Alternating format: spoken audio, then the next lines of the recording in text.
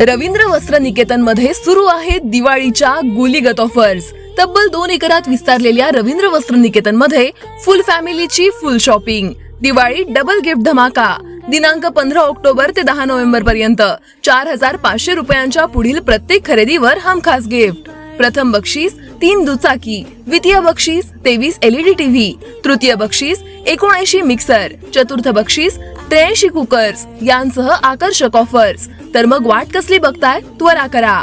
Fashion वाली दिवाळी साजरी करायची फक्त रवींद्र वस्त्र निकेतन मध्ये। रवींद्र वस्त्र निकेतन, सलगरे व शाखा।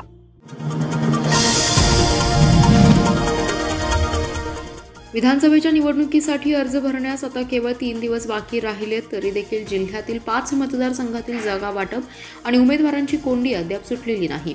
महाविकास आघाडीमध्ये सांगली, मिरज, खानापूर, आटपाडी आणि महायुतीमध्ये शिराळा व जत विधानसभा मतदारसंघात गुंता अद्याप कायम आहे, तर इस्लामपूर, पलूस, कडेगाव आणि तासगाव कवठेमहांकाळ विधानसभा मतदारसंघातील लढती ठरल्या आहेत।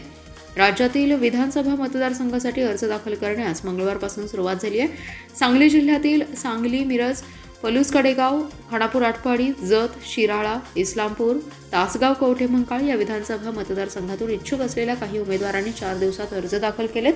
आता अर्ज दाखल करण्यासाठी सोमवार आणि मंगळवार हे 2च दिवस उरलेत। या दिवशी अर्ज दाखल करण्यात येणार आहेत, पण जिल्ह्यातील 5 मतदारसंघांमध्ये गुंता कायम आहे, यामुळे त्या मतदारसंघातील लढती अद्याप स्पष्ट झाल्या नाहीत।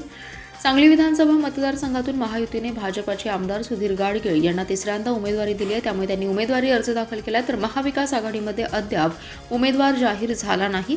खानापूर, आटपाडी विधानसभा मतदारसंघात महायुतीने सुहास बाबर यांना शिवसेनेकडून उमेदवारी दिली आहे, पण महाविकास आघाडीच्या जागा वाटपात ही जागा कोणत्या पक्षालाही अद्याप निश्चित झालं नाहीये।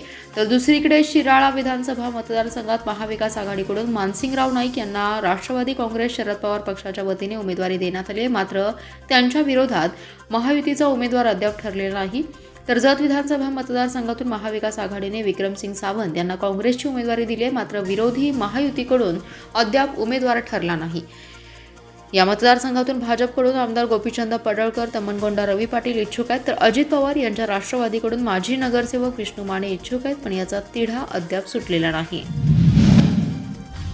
भाजपाचे जत विधानसभा निवडणूक प्रमुख तमनगोंडा रवी पाटील यांनी आज 2 उमेदवारी अर्ज दाखल केलेत। भाजपने उमेदवारीत भूमिपुत्रांना डावललं तर आपण अपक्ष म्हणून निवडणूक लढवणार असल्याचा इशारा रवी पाटील यांनी दिलाय। जत विधानसभा निवडणुकीमध्ये भाजपच्या उमेदवारीवरून भूमिपुत्र विरुद्ध उपरा असा संघर्ष शिगेला पोहोचलाय। भाजपकडून गोपीचंद पडळकर हे उमेदवारीच्या स्पर्धेत उतरल्यामुळे भूमिपुत्रांनी त्यांच्या विरोधात जोरदार उठाव केलाय। माजी आमदार विलासराव जगताप यांच्या नेतृत्वाखाली भाजपतर्फे जत विधानसभा निवडणूक प्रमुख तमनगोंडा रवी पाटील यांनी 2 उमेदवारी अर्ज आज दाखल केलेत। भाजप व अपक्ष म्हणून त्यांनी उमेदवारी अर्ज दाखल केलाय। उमेदवारी अर्ज दाखल केल्यानंतर पत्रकारांशी बोलताना रवी पाटील म्हणाले की आपण भारतीय जनता पार्टी तसेच अपक्ष असे 2 उमेदवारी अर्ज दाखल केलेत। भाजपने जतमध्ये बाहेरचा उमेदवार लादू नये अशी आम्ही मागणी केली आहे। भूमिपुत्रांना संधी दिली पाहिजे। उमेदवारीमध्ये दगाफटका झाल्यास आपण अपक्ष म्हणून निवडणूक लढवणार आहोत। माजी आमदार विलासराव जगताप यांच्या नेतृत्वाखाली जतमधून सक्षम भूमिपुत्राला निवडणूक रिंगणात उतरण्याचा निर्णय घेण्यात आलाय। कोणत्याही परिस्थितीत आपण निवडणूक लढवणारच असल्याचे रवी पाटील यांनी स्पष्ट केलं। यावेळी माजी नगरसेवक टिमूभाई येडके, सरपंच परिषद माजी अध्यक्ष वसवराज पाटील, सोरडीचे सरपंच तानाजी पाटील, माजी नगरसेवक तम्मा सगरे उपस्थित होते। जुना बुधगाव रस्त्यानजीक RTO कार्यालयानजीक एका 4 चाकीतून गुटखा आणि सुगंधी पान मसाल्याची विक्री करण्याकरिता वाहतूक करणाऱ्या एकास सांगली शहर पोलिसांनी अटक केली। त्याच्याकडून 2,71,000चा मुद्देमाल पोलिसांनी हस्तगत केलाय। तसेच गुन्ह्यात वापरलेली 4 चाकी देखील पोलिसांनी ताब्यात घेतली। सचिन हनुमंत शेलार असं संशयिताचं नाव आहे। विधानसभा निवडणुकीच्या पार्श्वभूमीवर पोलिसांनी गस्तीमध्ये वाढ केली आहे। मध्यरात्री पोलिसांची बायपास रस्ता परिसरात गस्त सुरू होती, त्यावेळी पोलिसांना एका पांढऱ्या रंगाच्या 4 चाकीमधून सांगलीत शहरात गुटखा आणि सुगंधी पान मसाला विक्रीसाठी एक जण थोड्या वेळात परिसरात येणार असल्याची माहिती मिळाली।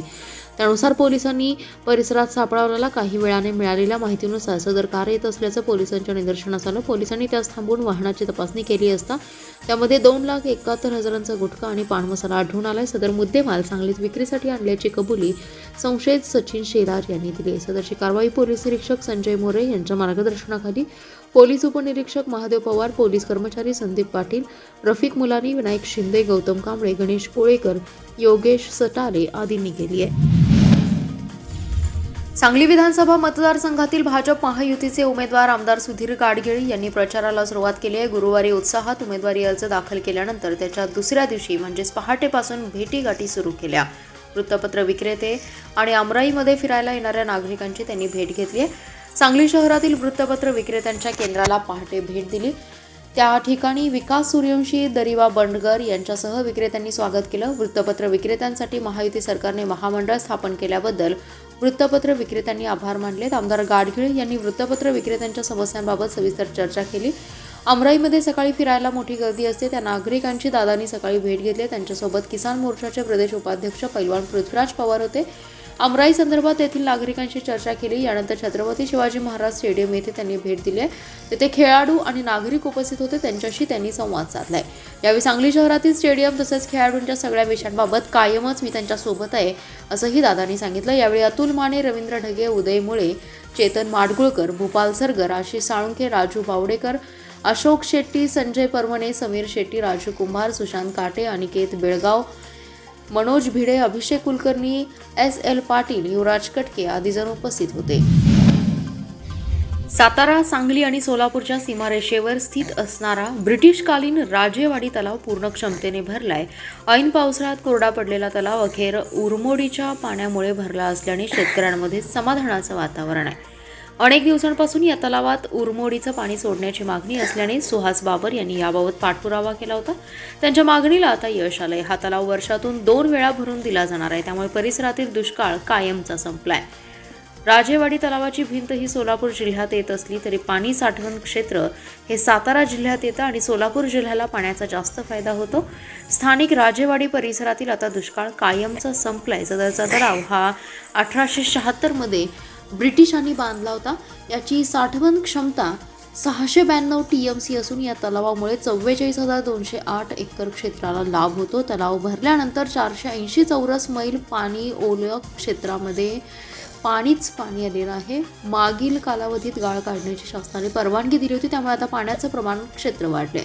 त्यामुळे शेतीपूरक पाणी पुरवठा होणार असल्यामुळे शेतकरी वर्गात समाधानाचं वातावरण आहे. उरमोडीचं पाणी राजेवाडी तलावात मिळावं यासाठी गेले 3-4 वर्ष सर्व नेते मंडळी पाठपुरावा करत होते.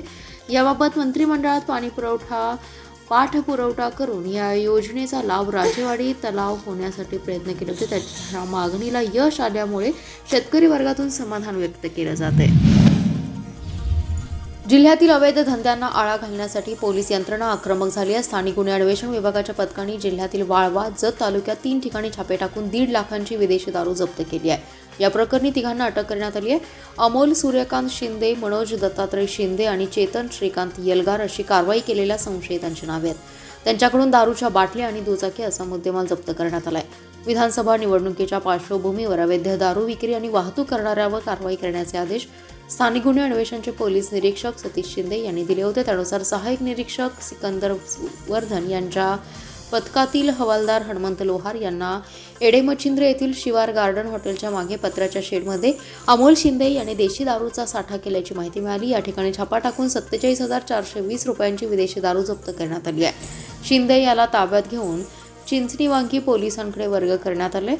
इस्लामपुरातील क्रांतिसिंहनगर येथील LCBचे पथक पेट्रोलिंग करीत असताना मनोज शिंदे हा दुचाकीवरून दारूची वाहतूक करत होता. त्याच्या गाडीवरील पोत्यात 50,190 रुपयांची विदेशी दारू मिळून आली. पथकाने त्याच्या विरोधात इस्लामपूर पोलिसात गुन्हा दाखल करून शिंदे याला ताब्यात घेतले. तर जत तालुक्यातील माडग्याळे येथे LCBचे अमल नरळे यांनी चेतन यलगार याला जत वळसंग रस्त्यावरील सनमडीकर कॉलेजजवळ दुचाकीवरून दारू घेऊन जाताना पकडले. त्याच्याकडून 59,120 रुपयांचा दारूसाठा जप्त केलाय. यलगार याला ताब्यात घेऊन जत पोलिसांकडे वर्ग करण्यात आले. त्याच्यावर जत पोलिसात गुन्हा दाखल केलाय. चिंतामणी नगर रेल्वेच्या नवीन पुलाखाली 5 भटक्या घोड्यांना रेल्वेची धडक बसली. यामध्ये 5 घोड्यांचा मृत्यू झालाय. महापालिका प्रशासनाने भटकी घोडी आणि इतर जनावरांचा बंदोबस्त करण्यासाठी तातडीने उपाययोजना कराव्यात अशी मागणी अॅनिमल राहतचे कौस्तुभ पोळ यांनी केली आहे. सांगली शहरामध्ये भटक्या कुत्र्यांची संख्या वाढत चालली आहे. अनेक ठिकाणी गायी, घोडे, गाढव आडवे येत असल्याने अपघात होत आहेत. शिवाय प्राण्यांना देखील इजा होते. शुक्रवारी पहाटे असाच गंभीर प्रकार घडलाय. चिंतामणी नगर येथे रेल्वेचा नवीन पूल झालाय. या पुलाखाली काही मोकाट घोडी थांबली होती. पहाटे 3च्या सुमारास भरधाव रेल्वेने 5 घोड्यांना जोराची धडक दिली. यामध्ये 4 घोड्यांचा तडफडून जागेवरच मृत्यू झाला. 2 घोड्यांचे तर धडापासून शिरच वेगळे झाले, तर दोघांच्या पोटावरून रेल्वे गेली आणि एकाचा पाय तुटून रक्तप्रवाह मोठ्या प्रमाणात झाला. यामध्ये तडफडून घोड्याचा मृत्यू झाला. याबाबत अॅनिमलचे राहतचे कौस्तुभ पोळ यांनी हळहळ व्यक्त केली. ते म्हणाले, सांगलीमध्ये भटक्या जनावरांची संख्या आणि समस्या दिवसेंदिवस वाढत चालली आहे. भटकत फिरणारे घोडे हे शर्यतीसाठी वापरले जातात. त्यांना शर्यत झाल्यावर रस्त्यावर चरायला सोडलं जातं. काही दिवसांपूर्वी महापालिकेने मोकाट जनावरे पकडण्याची कार्यवाही केली, पण नंतर प्रशासनाने ही कारवाई थांबवली. प्रशासनाने मोकाट जनावरांवर तातडीने उपाययोजना केल्या पाहिजेत असं आवाहन त्यांनी केलं. माधवनगर येथील शनिवार पेठ येथे सुरू असलेल्या अवैधरित्या घरगुती गॅस वाहनात भरणाऱ्या अड्ड्यावर पोलिसांनी छापा टाकून कारवाई केली आहे. या ठिकाणाहून 3 गॅस सिलेंडर, वजन काटा, इलेक्ट्रिक मोटरसह 16,740 रुपयांचा मुद्देमाल जप्त केला. संजयनगर पोलीस ठाण्याच्या गुन्हे प्रकटीकरण शाखेने सदरची कारवाई केली आहे. या प्रकरणी सुहास विश्वनाथ पाटील याला अटक करण्यात आली आहे. सांगली शहरासह परिसरात सुरू असलेल्या अवैध धंद्यांवर कारवाई करण्याचे आदेश उपअधीक्षक विमला एम यांनी दिले. त्यानुसार संजयनगर पोलीस ठाण्याच्या गुन्हे प्रकटीकरण शाखेचे कर्मचारी पेट्रोलिंग करत होते. यावेळी पथकातील सहाय्यक पोलीस निरीक्षक गणेश पोकाटे यांना माहिती मिळाली की माधवनगर येथील शनिवार पेठ येथे संशयित पाटील हा घरगुती गॅस बेकायदेशीर वाहनात भरण्याचा अड्डा चालवत आहे. मिळालेल्या माहितीप्रमाणे पथकातील कर्मचाऱ्यांनी त्या ठिकाणी छापा टाकला असता पत्र्याच्या शेडमध्ये गॅस सिलेंडरसह मुद्देमाल मिळाला. याबाबत चौकशी केली असता सदरचा गॅस हा वाहनात भरत असल्याचं त्याने सांगितलं. यावेळी संशयित सुहास पाटील याला ताब्यात घेऊन त्यांच्याकडून 16,740 रुपयांचा मुद्देमाल जप्त केला. सदरची कारवाई पोलीस निरीक्षक बयाजराव कुरळे, सहाय्यक निरीक्षक गणेश पोकाटे, उपनिरीक्षक राजन लोंढे यांच्या पथकाने केली आहे. जिल्ह्यात 10 नोव्हेंबर रोजी टीईटी परीक्षा होणार आहे. 16 केंद्रावर 2 सत्रात ही परीक्षा होणार आहे. सर्व केंद्रावर सीसीटीव्हीचा वॉच असणार आहे. भरारी पथकाची स्थापना करण्यात आली आहे. परीक्षेत गैरप्रकार आढळल्यास नियमानुसार कारवाई करण्यात येईल असा इशारा जिल्हाधिकारी राजा दयानिधी यांनी दिला आहे. जिल्हाधिकारी कार्यालयात परीक्षांचं आयोजन आणि संनियंत्रण समितीची बैठक झाली. यावेळी ते बोलत होते. यावेळी जिल्हा परिषदेच्या मुख्य कार्यकारी अधिकारी तृप्ती धोडमिसे, प्राथमिकचे शिक्षणाधिकारी मोहन गायकवाड, रमेश कोसकोटी, विशाल दशवंत, उपायुक्त विजय यादव उपस्थित होत्या. राज्यभरात एकाच दिवशी ही परीक्षा होणार आहे. या परीक्षेसाठी पेपर 1 साठी 3,960 आणि पेपर क्रमांक 2 साठी 5,668 असे एकूण 9,628 उमेदवार परीक्षा देणार आहेत. पेपर क्रमांक 1 पहिली ते 5वी, पेपर क्रमांक 2 हे 6वी ते 8वी साठी होणार आहे. पहिला पेपर दिनांक 10 नोव्हेंबर रोजी सकाळी 10:30 ते दुपारी 1 आणि पेपर दुसरा दुपारी 2 ते 4:30 या वेळेत होणार आहे. परीक्षा केंद्रावर तपासणी करून उमेदवारांना प्रवेश दिला जाणार आहे. प्राथमिक आणि माध्यमिकचे शिक्षणाधिकारी यांचं भरारी पथक स्थापन करण्यात आलं आहे. वंदे भारत गाडी सांगली रेल्वे स्टेशनवर 1 नंबरच्या प्लॅटफॉर्मवर थांबत होती. मात्र ही गाडी प्लॅटफॉर्म नंबर 2 वर गेली आहे. त्यामुळे प्रवाशांची प्रचंड गैरसोय झाली. याची तक्रार नागरिक जागृती मंचच्या वतीने मध्य रेल्वेकडे करण्यात आली होती. या प्रकरणी एका कर्मचाऱ्यावर रेल्वे अधिकाऱ्यांनी कारवाई केली आहे. तर वंदे भारतचा प्लॅटफॉर्म नंबर 1 कायम ठेवलाय. प्रवाशांच्या सोयीसाठी सांगली रेल्वे स्टेशनवर थांबणाऱ्या प्रत्येक वंदे भारत गाडीला प्लॅटफॉर्म नंबर 1 वरच आणावे अशी मागणी झाली होती. प्रवाशांच्या सोयीसाठी हे आवश्यक आहे. त्यानुसार गाडी 1 नंबरवर थांबत होती. गेल्या आठवड्यात एका रेल्वे कर्मचाऱ्याच्या चुकीमुळे वंदे भारत गाडी सांगली स्टेशनवर प्लॅटफॉर्म 2 वर आली. त्यामुळे नागरिकांची प्रचंड गैरसोय झाली. या संदर्भात नागरिक जागृती मंचचे सतीश साखळकर यांनी मध्य रेल्वेकडे तक्रार केली होती. याची दखल घेऊन संबंधित अधिकाऱ्यांवर कारवाई देखील करण्यात आली. तर आता गाडी प्लॅटफॉर्म नंबर 1 वर थांबणार आहे. शिवाय प्रवासी गाडीत जाऊपर्यंत गाडी थांबणार असल्याचं रेल्वे विभागानं सांगितलंय.